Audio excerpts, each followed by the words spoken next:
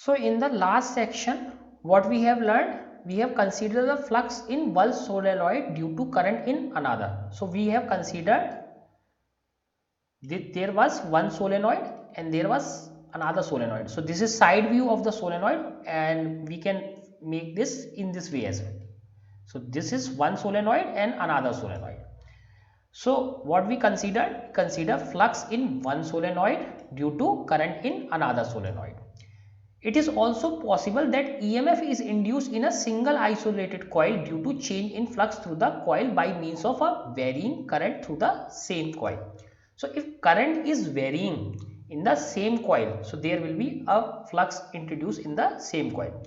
So now we are not going to see different coils, we are going to see the same coils. Let us say this is a solenoid or a coil, and current is varying with time. So there is current and we are introducing some kind of flux. So it is also possible that EMF induced in a single isolated coil. So we have single isolated coil or solenoid due to change of flux through the coil by means of varying the current through the coil. So this is important, varying the current, that means current is changing through the same coil. This phenomena is called self-inductance or self-induction. So previous one was mutual induction, that means one coil is affecting the other coil. Here coil is affecting itself. In this case, flux linkage through the coil of n turns is proportional to the current through the coil in n expressed as.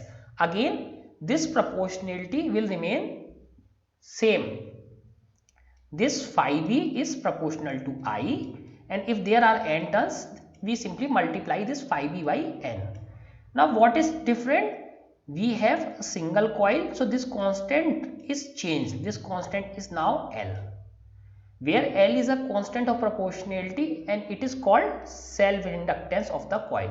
So this coil is induced by itself.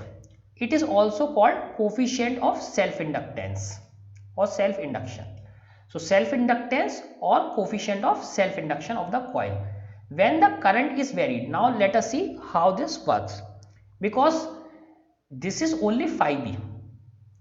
So phi b is still proportional to current, but for introducing EMF we need this phi b must be changing with time, because n is not changing with time. So this phi b must be changing with time. So here that we are doing, when the current is varied, the flux linked with the coil also changes. So here what we see, the flux is dependent on the current. So let me remove this. So what we have learned, that flux is linked with current. Now when the current is varied, the flux linked with the coil also changes because it is proportional. So if current is reduced, flux is reduced. If current is increased, flux is increased. And an EMF is induced in this coil, because E is equal to minus E or epsilon. Sometimes I call it E, epsilon. So this EMF is equal to minus d upon dt of n phi b, but this n is again a constant, so we can take it out. So what we get, minus n d phi b upon dt. So this flux change is introducing some kind of EMF. Now let us put this value of here. The value of n phi b is equal to Li. So let us put here. So minus d upon dt of Li. Again this L is, you know, this is a constant, coefficient of self-inductance. So this will come out of integral. So what we get? We get minus L, this comes out, and this di upon dt. So that means if we change the current, it will induce the EMF in the same coil itself. Change in current in a single coil will induce an EMF in this coil itself. Now again if you see, there is a minus sign. Thus the self-induced EMF always opposes any change. So what we have learned through this chapter, whole chapter, that the EMF is produced is such a way that it opposes any kind of change, and this is the fundamental law of nature, that anything will always oppose to change in its state. So if we have a coil and some current I is flowing, suppose we increase this current, suppose we are increasing this current, so EMF will produce in this way that this increase will be opposed. Suppose we are decreasing this current, then what will happen? So EMF is produced such a way that this will oppose the decrease. So this coil will try to maintain the current flowing into this. Again, the coil will try to maintain the current flowing into it. So increase or decrease of the current in the coil. So it will try to maintain. It is possible to calculate the self-inductance for the circuits with simple geometries. So we will take a simple geometry and calculate this self-induction coefficient. Let us calculate the self-inductance of a long solenoid, cross-sectional area A and length L. So we have a very long solenoid. And what is cross-sectional area? Cross-sectional area is A. So what is the meaning of long solenoid? Again, we are discussing this, that long solenoid means the radius of the solenoid R is much less than the length of the solenoid. So then we say it is a long solenoid. Why do we take long solenoid? Because in short solenoid the magnetic field is not uniform. Here magnetic field inside is uniform. Now this is a long solenoid. This cross sectional area is pi r square and length is L. Cross sectional area is A. Now this is having n turns per unit length, that we know. The magnetic field due to current I flowing in the solenoid. Now this time we have only one current because we have only one solenoid. So what is the magnetic field? For solenoid we know what is magnetic field, mu naught N I. Now neglecting the age effect as before. Why do we neglecting age effect? Because solenoid is long.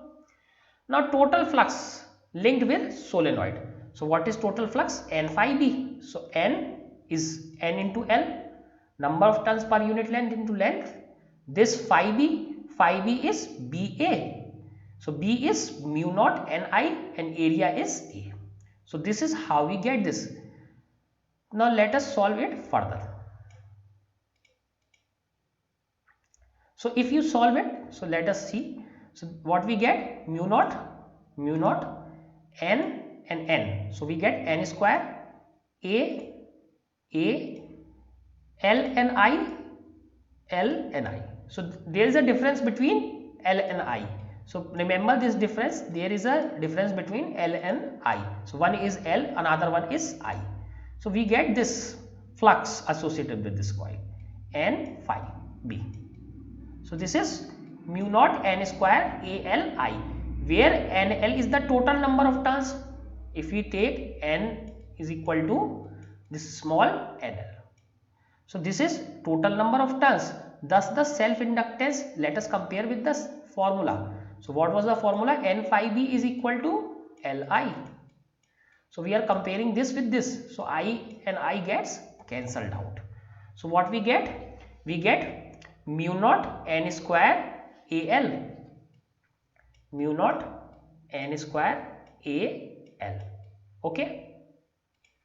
Here it is written mu naught N square A into L.